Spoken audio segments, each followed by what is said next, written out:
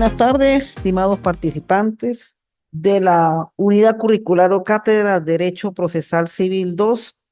De mi parte les doy la bienvenida a nuestro tercer y último encuentro sincrónico, tanto los que se encuentran por vía virtual y aquí en forma presencial al chico Samuel Rodríguez, en la cual pues va a compartir con nosotros esta, estos 45 minutos de la explicación de la clase.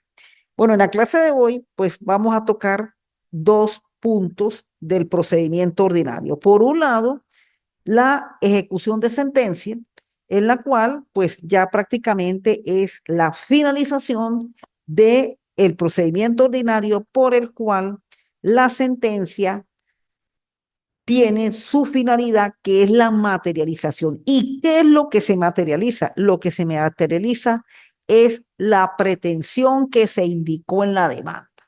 Porque cuando se dicta una sentencia, la sentencia lleva consigo producir, como se dice, una norma y que sea ley entre las partes.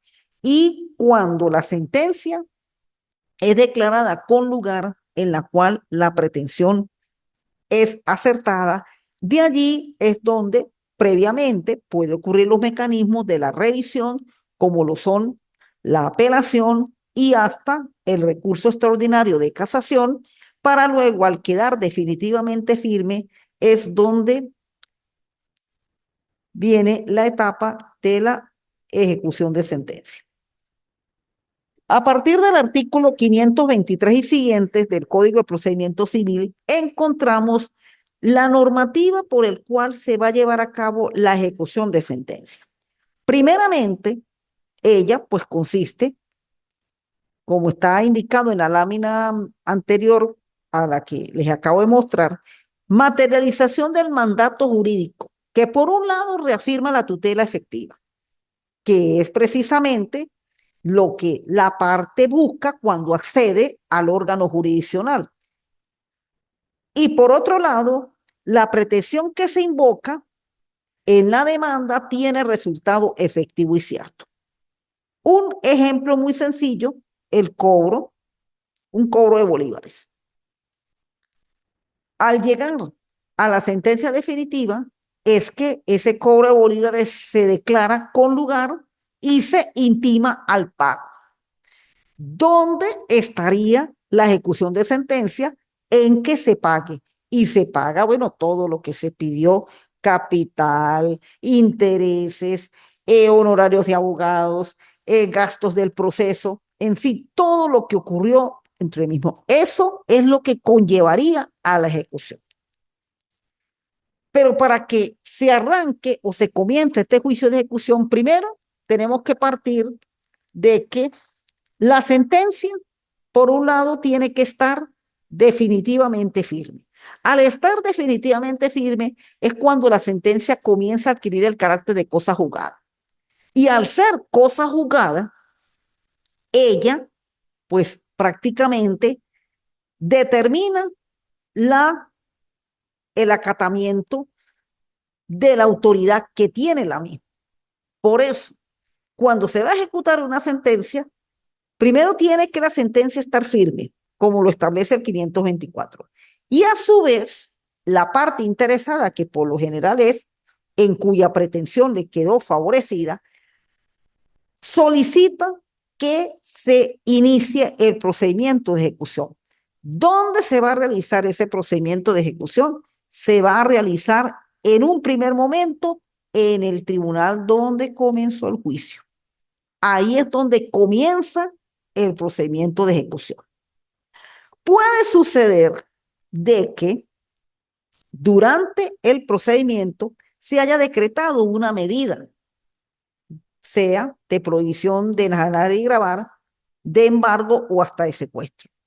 Si se decretó una medida, sobre todo de embargo o de secuestro, ya ese cuaderno separado o ese expediente paralelo que se abrió una vez decretada la medida, es a partir de ese momento, con ese cuaderno separado, cuando ya se comienza a iniciar el procedimiento de la ejecución. Entonces, al ser solicitada por la parte, la ejecución, el juez abre a través de un auto el llamado decreto de ejecución. Y dentro de ese decreto, como lo establece el 524 y 27, se ordena un cumplimiento voluntario. Siempre a la parte perdidosa. Para eso es que en el proceso se lleva a cabo los mecanismos de los acuerdos conciliatorios, los mecanismos del derecho a la defensa, con el fin de ir solucionando. Todavía en el momento de la ejecución de sentencia se lleva a eso, a un cumplimiento voluntario, con un lapso perentorio de 3 a 10 días, que por lo general todos estos lapsos son de despacho. Si dentro de los 3 a 10 días no paga voluntariamente, allí es cuando el juez ordena a través del mandamiento de ejecución que se inicie el cumplimiento forzoso y propiamente se llevan todos los actos por el cual se va a ejecutar la sentencia. Voy a leerles 2 artículos, los 2 primeros, donde comienza este procedimiento para que entendamos que la sentencia tiene que estar firme y que por lo general, primero, la actuación se va a hacer es en el tribunal donde se comenzó el juicio. Ahí es donde va a comenzar esas primeras actuaciones. Y luego, cuando es que va a los tribunales ejecutores de medidas, que son a la final los que terminan realizando la ejecución. La ejecución de la sentencia o de cualquier otro acto que tenga fuerza de tal corresponde al tribunal que haya conocido de la causa en primera instancia, sea un tribunal de municipio o sea un tribunal de primera instancia. Ese es a quien corresponde iniciar la ejecución de sentencia. Cuando la sentencia haya quedado definitivamente firme, el tribunal, a petición de parte interesada, pondrá un decreto ordenando su ejecución. En dicho decreto, el tribunal fijará un lapso que no será menor de 3 días ni mayor de 10 para que el deudor efectúe el cumplimiento voluntario y no podrá comenzar la ejecución forzada hasta que haya transcurrido íntegramente dicho lapso sin que hubiese cumplido voluntariamente la sentencia. Claro, en los procesos, y esto pues ustedes tienen que aprenderlo, tanto el chico aquí presente y los participantes del grupo, los lapsos en los procesos hay que dejarlos cumplir completos. Usted no se puede ni adelantar ni pasarse. ¿Sí? Si comienza este día y termina este día, hay que dejarlo pasar. ¿Por qué? Porque usted nunca va a poder alterarle el derecho a la defensa que tiene la otra persona. Primero, que es una garantía constitucional dentro del proceso y eso siempre hay que respetarlo. Y ya para este momento, producto de la igualdad de las partes que se tienen dentro del proceso, siempre hay que dejarlo que venza. Viene el día 10, no cumplió. Si cumplió, terminó el juicio, porque ya pagó, se cerró, se cumplió con la sentencia, la parte victoriosa satisfizo su pretensión y bueno, pero ¿qué pasa si no paga? Entonces ahí es donde viene primeramente la orden que precisamente en el 527 tenemos como el mandamiento de ejecución y es allí donde precisamente se comisiona a los tribunales ejecutores de medidas a llevar a cabo la ejecución de sentencia. Más que todo, estas ejecuciones se cumplen mucho es en las sentencias condenatorias y en las sentencias algunas constitutivas. Porque las sentencias mero declarativas, por lo menos, una sentencia donde se declara una prescripción adquisitiva, adquisición de una propiedad, la sentencia es el título y el título lo que se hace sencillamente es que se registra. Y si fue decretada o también por lo menos en un cumplimiento de contrato donde se declare una propiedad, pues igualmente la sentencia lo que se va es a registrar. Pero en el caso de la sentencia de condena, y en algunos casos sentencias constitutivas, pues aquí es donde se lleva a cabo este procedimiento.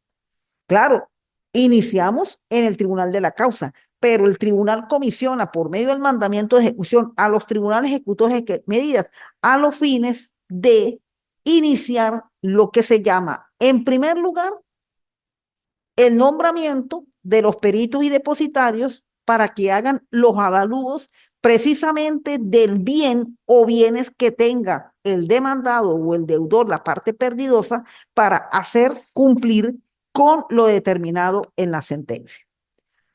Segundo, también pues llevar a cabo los respectivos procedimientos una vez que se hagan los respectivos avalúos, que por lo general tienen que comprender el doble de lo que se pidió en la demanda, ¿ve?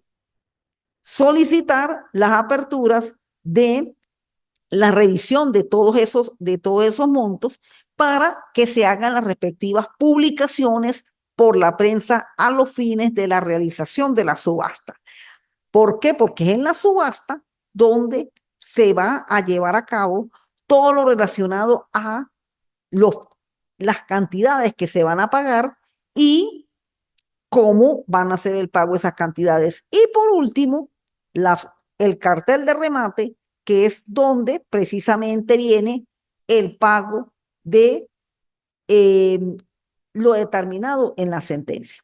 Pero puede ocurrir, y como se indica en la lámina siguiente, que el embargo pueda suspenderse, pueda interrumpirse, pueda presentar una paralización por acuerdo de las partes, porque es que ya aquí las partes hasta cierto punto pueden llegar a, por determinado momento, suspender o realizarse igualmente el cumplimiento y la ejecución de la misma, sin necesidad de tener que llegar a la subasta, ni mucho menos al remate. Bien, entonces, el tribunal comisiona a los tribunales ejecutores de medidas mayormente de los lugares donde se encuentren los bienes a los fines de poder ahí hacer mejor el trabajo.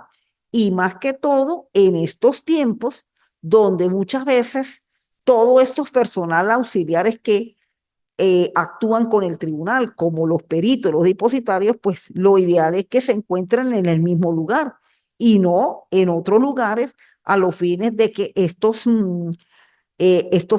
funcionarios, pues sus pagos no sean tan costosos, porque igualmente ellos producto de eh, su actividad y como lo establece el Código de Procedimiento Civil y la antigua ley de arancel judicial, ellos son susceptibles de cobrar sus honorarios cuando no hayan sido cancelados. Bien, el mandamiento de ejecución, pues sencillamente la orden que da el juez para que proceda con ya el llamado embargo ejecutivo. Y dentro del embargo ejecutivo, pues se eh, recogen los bienes que cubran esa cantidad. Si los bienes no cubren, pues hay que mejorar esa ejecución, se haga los respectivos avalúos a los fines de llamar a la subasta y poder hacer el correspondiente remate. Pero igualmente las normas del 525 y siguientes pueden determinar en algunos momentos que se suspenda la ejecución producto de determinadas circunstancias, como el haber pagado la obligación, haber prescrito la ejecución, porque una de las cosas, o haber perimido, una de las cosas que no hay que hacer es que no se paralicen los juicios, porque al paralizar un juicio está sujeto a una prescripción o a una perención. Que el juez, bueno, muchas veces falta impulso procesal. Muchas veces aquí la pregunta que me hace Samuel, que por qué se pararía, falta impulso procesal. Este procedimiento de ejecución es acompañado por funcionarios auxiliares. Y muchas veces, si esos funcionarios auxiliares no se juramentan, pues los actos no se pueden realizar. Porque para poder el juez determinar cuáles van a ser las cantidades que se van a embargar, tiene que hacer el avalúo de los bienes. Y ese avalúo lo hace un personal auxiliar. Entonces, esas son las situaciones en las cuales, pues, hay que tener las previsiones, porque si por no pagarle a este funcionario se suspende el juicio, se paraliza, se interrumpe, pues conlleva a que, como se dice, a que perima o a que prescriba, y naturalmente eso va a ser un perjuicio a la parte que estaba precisamente buscando que la ejecución se llevara a cabo. Bien. Suspensión, continuación de la ejecución, apelar en un solo efecto. Si el imputante impugnar el documento para promover el juicio de tacha, no se suspenderá la ejecución. Bueno, esto a menos que aparezca algún documento que pudiera invalidar la operación. Bien, entonces, una vez que precisamente se, vamos a decir, se logre vencer esas causales de, de suspensión, pues se va precisamente a aceptar el avalúo presentado por el perito, se impulsa que se lleven a cabo los respectivos carteles para ir a participar la realización de la subasta, y en el día de la realización de la subasta, pues la última que se haga con el remate, ahí es donde prácticamente se va a llevar a cabo el cumplimiento, la ejecución y por lo tanto la materialización de la sentencia. Pero ello no opta a que a última hora el demandado pague, porque una de las cosas que la ejecución de la sentencia se produce es que la demanda haya sido declarada con lugar, porque a la demanda de ser declarada sin lugar, la situación vuelve a su estado original y como si no hubiera pasado nada. Tiene que ser la demanda declarada con lugar, y más que todo el procedimiento, esta ejecución, son más que todo con sentencias de condena, aquellas sentencias que tienen por lo general el pago de cantidades de dinero, porque a las sentencias declarativas, con el solo hecho de que la sentencia determine la declaración de determinado derecho, el más típico, el derecho de propiedad, pues con el solo hecho del registro, ya la sentencia está ejecutada. Una típica sentencia en la cual por lo general se tiene que llevar a registros y esa cuestión son el estado de capacidad de las personas, la sentencia de divorcio, todo lo que tiene que ver con los, el derecho de las personas. Mayormente estas son sentencias declarativas. Y su ejecución, pues más que todo, se cumple es llevando la sentencia a la oficina respectiva. Pero esto de los peritos, de los depositarios, de las subastas, de los carteles, todo eso es con las sentencias de condena. Y las condenas son las que tienen que ver con el cobro de dinero, por lo menos las intimaciones, las ejecuciones, la ejecución de hipoteca, la ejecución de prenda, todo ese tipo de procedimientos. Los simples cumplimientos de contratos cuando tienen que cancelar cantidades de dinero. Ahí también se puede llevar una ejecución de sentencia, porque todo lo que tenga que ver dinero sí hay que pagar, y por ello, si no se paga voluntariamente, se acude a los bienes del deudor y por supuesto bienes que sean propiedad de él, porque usted no puede actuar sobre algo que sea ajeno, si no estaría cometiendo un delito. Bueno, ¿alguna pregunta? Bueno, y vamos a prácticamente lo último que corresponde a el procesal civil 2, que son los recursos extraordinarios. Ya durante el procesal 1, al ver la sentencia, al ver lo que sucede incluso en la misma teoría del proceso, el mecanismo de la revisión de la sentencia, porque la sentencia es sencillamente el resultado de lo que ocurrió en el procedimiento. Pero ella, pues naturalmente, es objeto de revisión, primero, desde el punto de vista ordinario, a través de la apelación, que por lo general es una técnica que no está descrito por la ley cómo usted tiene que hacer la apelación o cómo tiene que hacer los informes. Sencillamente, mi recomendación y lo que más que todo le indico a los estudiantes cuando vean las prácticas civiles es que en derecho, pues uno tiene que argumentar para que el juez le crea y para que el juez constante que uno tiene la verdad. Eso es lo que más que todo se hace en derecho. ¿Ve? Entonces, ese es el mecanismo que se busca. Acá, con los recursos extraordinarios, lo que se pretende es que la ley recupere su sentido de autoridad, recupere su sentido de deber ser. Eso es lo que más que todo persigue el recurso extraordinario, más que todo lo que es la casación, cuando lo que allí se debate es lo ocurrido en el juicio y la aplicación de la norma. Por eso es que la casación, cuando se va a formalizar el recurso, que es el escrito de formalización, usted tiene que actuar de manera técnica. Aquí ya no es tanto el echar el cuento de lo que sucedió tal y tal y tal y tal y tal cuando mete la demanda. No, aquí ya usted va es a lo que el juez no aplicó o dejó de aplicar o no hizo la correcta interpretación de la norma, no se llevó a cabo el correcto funcionamiento del procedimiento, se lesionaron derechos como la defensa, como la tutela, ocurrieron errores a lo mejor en la evacuación, promoción y evacuación de las pruebas. Es decir, la casación trata de darle un sentido de orden a la aplicación de la ley. Eso es lo que busca la casación.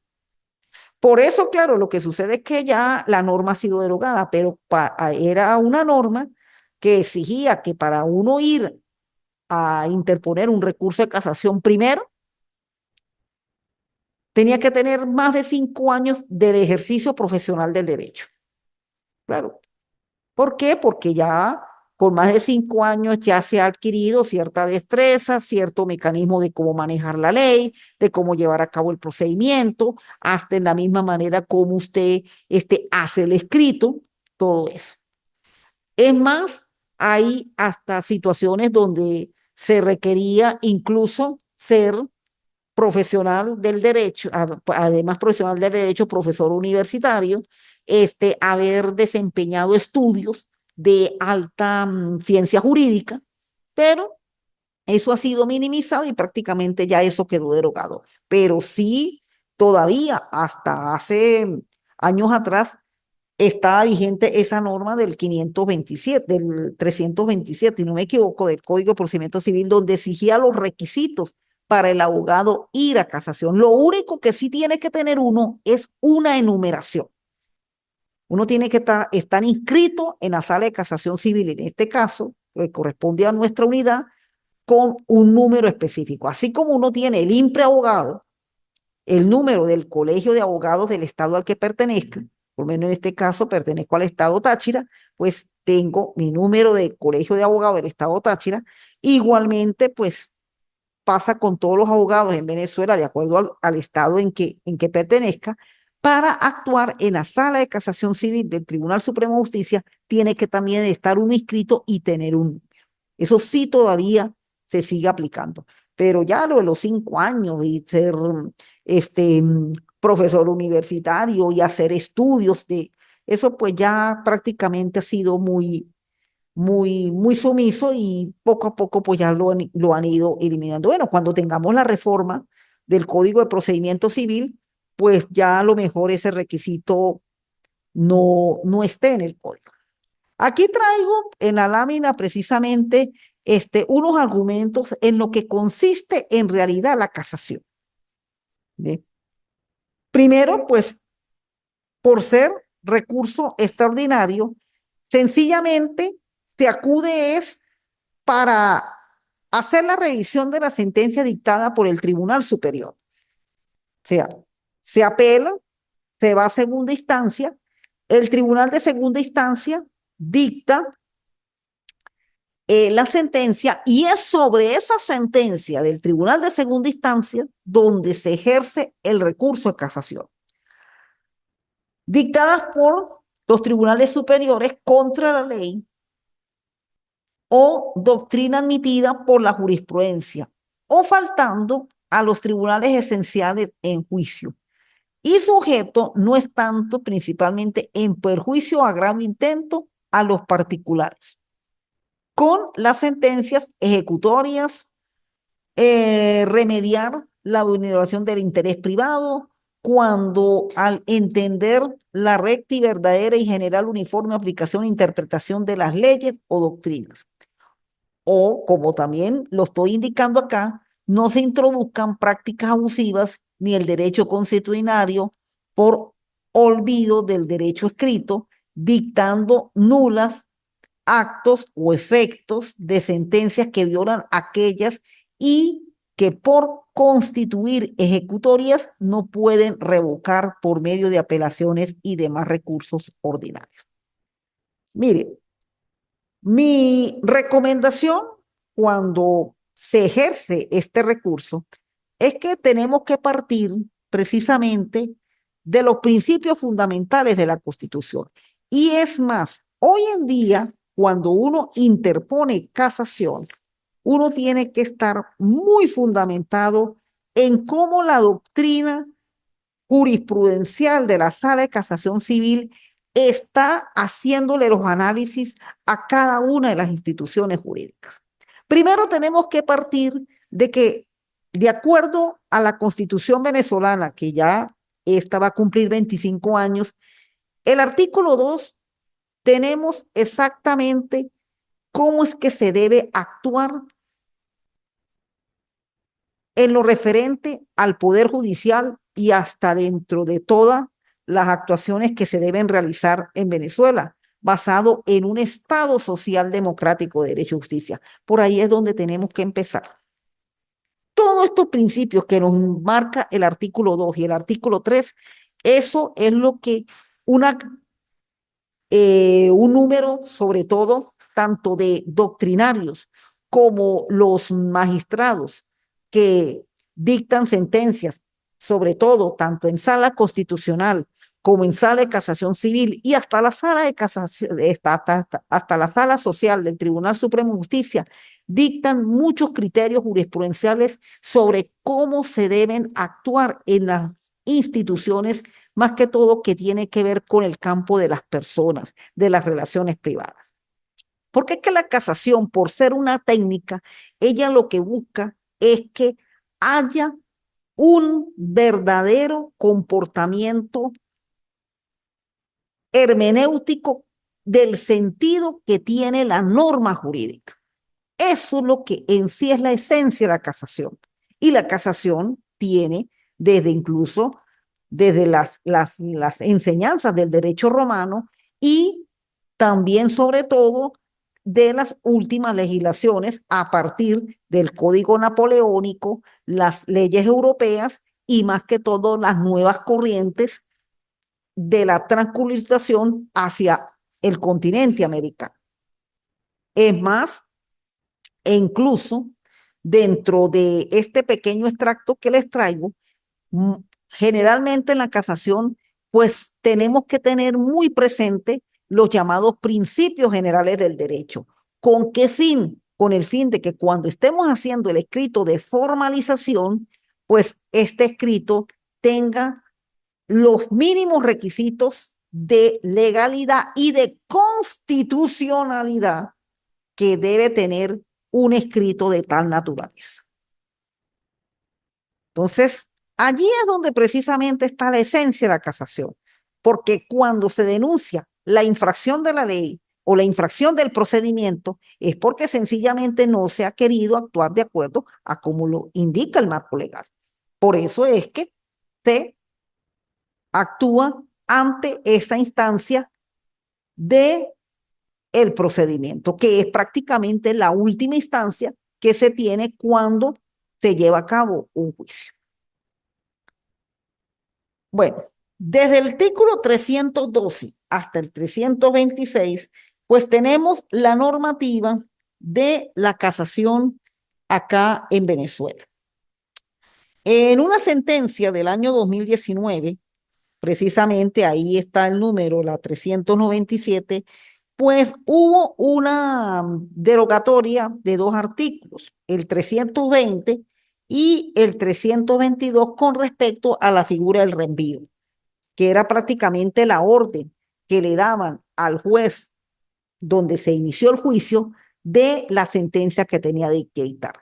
Ya con la eliminación de esta figura de la casación de reenvío, pues prácticamente la sentencia que viene del TCJ es la sentencia que hay que aplicar.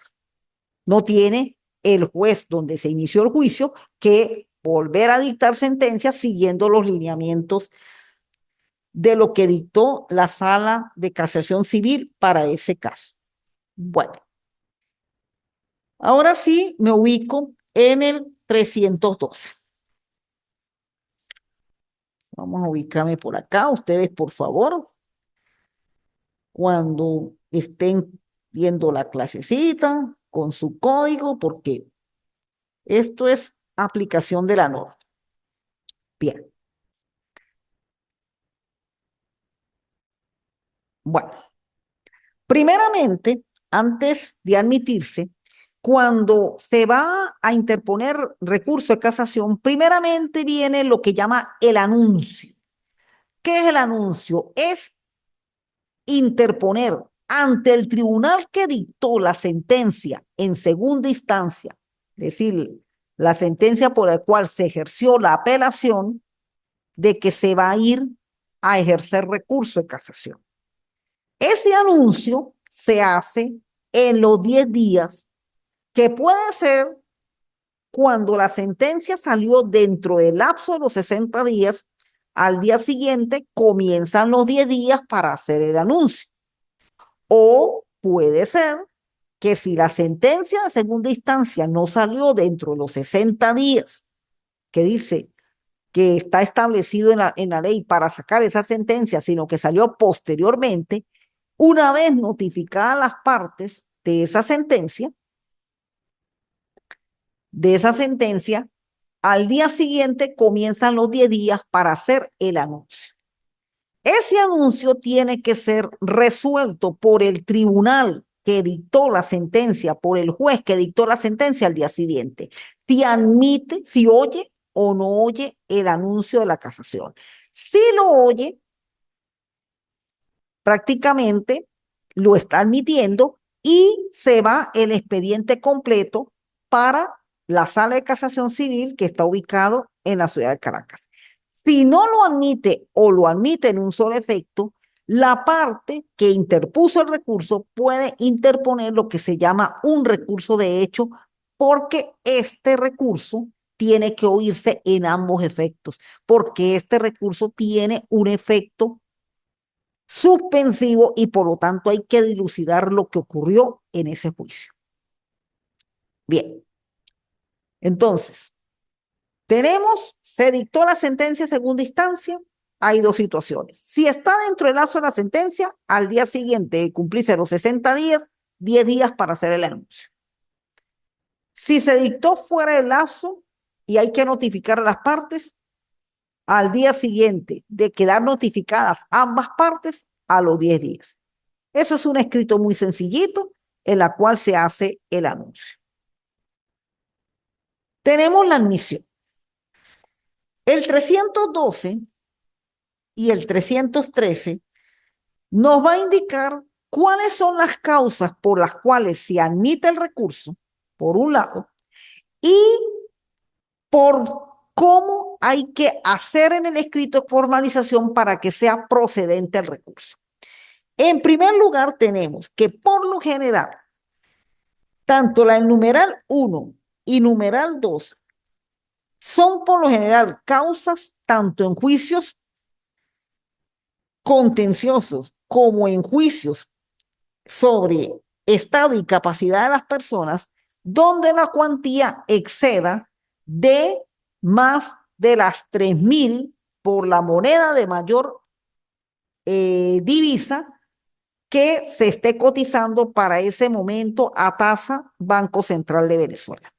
Desde el año pasado ya quedó eliminado lo de la unidad tributaria, porque con la unidad tributaria era a partir de 15.000 unidades tributarias, que era la cuantía que se permitía para anunciar el recurso de casación. Esto fue derogado el año pasado, en el 2023.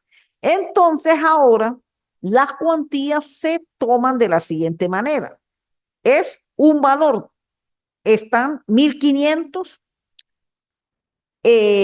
hasta juicio breve, 3.000 juicio ordinario. Si la cuantía de la demanda pasa de 3.000 por la unidad, la moneda que tenga mayor valor en divisa, que en este caso es el euro, y que en el euro es que están prácticamente tomando las tabulaciones de todo lo que son los cobros que está haciendo la administración pública por el euro, que en el día de hoy, 4 o 5 de noviembre, deberá estar, bueno, todavía creo que el dólar como que ya llegaría a los 43, bueno, el euro como que son 2 o 3 bolívares más. Entonces, vamos a suponer que el euro está en 45. De verdad, bueno, ustedes este, eh, se informan por la página del Banco Central a cómo está tanto la moneda del dólar como la moneda del euro. Bueno, vamos a suponer que está en 45. Entonces, esos 3.000 tenemos que multiplicarlo con 45. Si más o menos eso podría ser un monto de 130.000 bolívares. Si la cuantía de la demanda pasa ese valor, entonces por la cuantía es procedente que se admita el recurso de casación. Entonces, primero tenemos que ver que esas causas civiles y mercantiles, por la cuantía, sea procedente el recurso de casación. Por el estado de capacidad de las personas, esos juicios, sea también procedente el recurso de casación.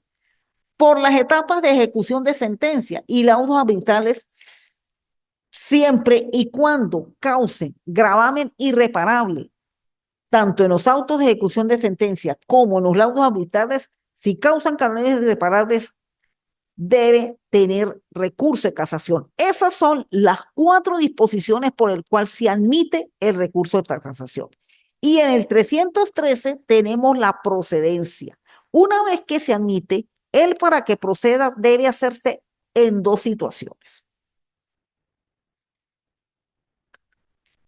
En 2 situaciones.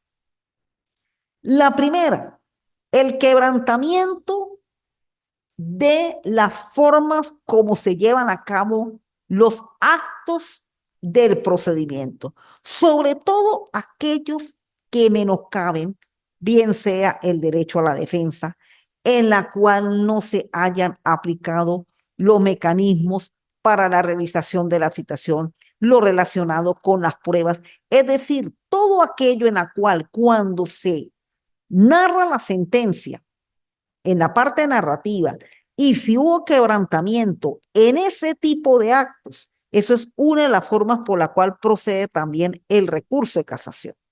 Por eso es que los actos del proceso tienen que cumplir cada uno de los momentos en la cual indica la norma.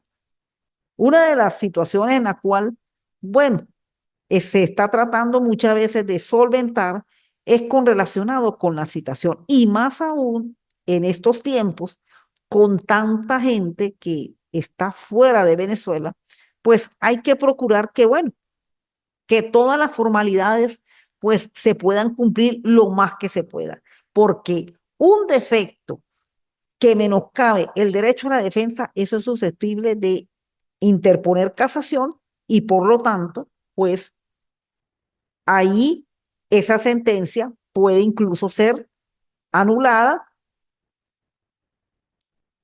y tener una nueva sentencia donde la persona pues hasta se pueda producir una reposición de causa.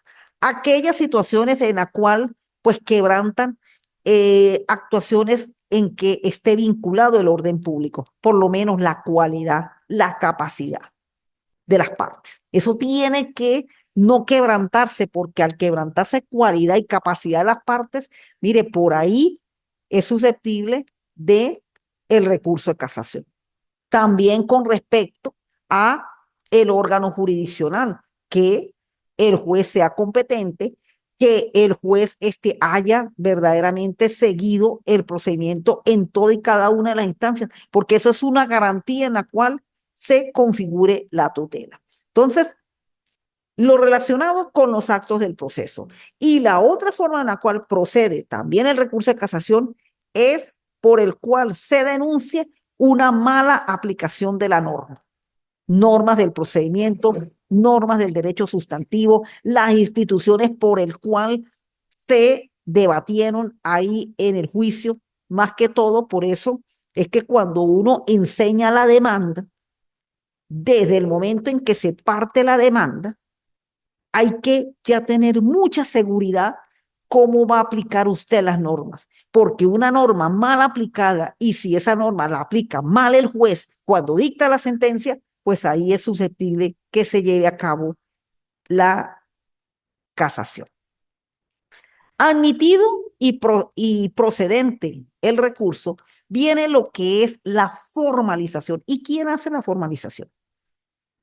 La formalización la hace es el que anunció el recurso, es decir, la parte en la cual la sentencia de segunda instancia no lo favoreció. Entonces, el que formaliza el recurso es precisamente el que lo anuncia. Y el que lo anuncia tiene, una vez que el recurso es admitido y procedente, se abre un lapso de 40 días más el término de la distancia para formalizar el recurso. Es el escrito de formalización está indicado en el artículo 317. ¿Cómo es que se hace eso un escrito? Por eso es un escrito técnico, es un escrito prácticamente donde está pura materia jurídica. Ahí hay que indicar jurisprudencia, hay que indicar doctrina, las normas legales. Bueno, es decir, ahí en un recurso de casación el abogado expone, bueno, toda su sabiduría. Ahí es donde la exponemos. Es en un escrito de eso, porque ahí ya no son cuentos de la gente, no. Son sencillamente lo que uno aprendió en la universidad y la propia experiencia que le va dando la actividad como abogado. El procedimiento de los 40 días, 20 días, luego tiene la otra parte para contestar la formalización. Y hay un lapso de 10 y 10 para ejercer réplica y contrarréplica, tanto el uno como el otro. Es decir, que en estos días se van más o menos en el TCJ, póngale entre 70, 80 días, para luego venir a los 60 días de dictar la sentencia. El escrito de formalización 317. Me voy a permitir leerlo, que aquí lo tienen ustedes en su lámina. Ok. Bien. Tenemos, bueno, admitido el recurso con los 10 días, de los 40. El escrito debe tener los siguientes requisitos. Decisión contra la cual se recurre. ¿Cuál es la decisión? La decisión que dictó el Tribunal de Segunda Instancia. Esa es la decisión por la cual se va a recurrir en el recurso de casación. La denuncia, perdón, el numeral segundo, los quebrantamientos u omisiones a que se refiere el ordinal 1 del 313. ¿Cuáles son esos quebrantamientos u omisiones? Pues las denuncias de los requisitos de forma.